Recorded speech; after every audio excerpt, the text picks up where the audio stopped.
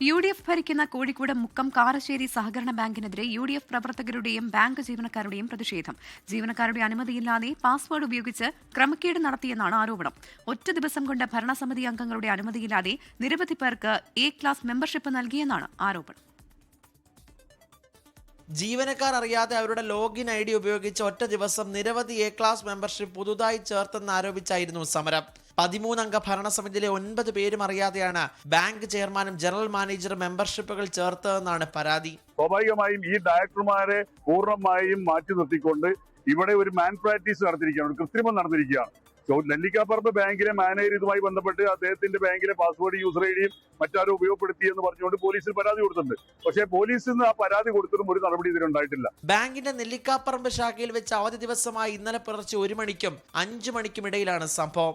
തങ്ങളറിയാതെ login ID ഉപയോഗിച്ച് membership ചേർത്ത സംഭവത്തിൽ നെല്ലിക്കാപ്പറമ്പ് ബ്രാഞ്ച് മാനേജർ ഷാജു തോമസും ജീവനക്കാരും മുക്കം പോലീസിൽ പരാതി നൽകി. സംഭവത്തിൽ ബാങ്ക് നിക്ഷേപകരടക്കം വലിയ ആശങ്കയിലാണ്. 24 കോഴിക്കോട്.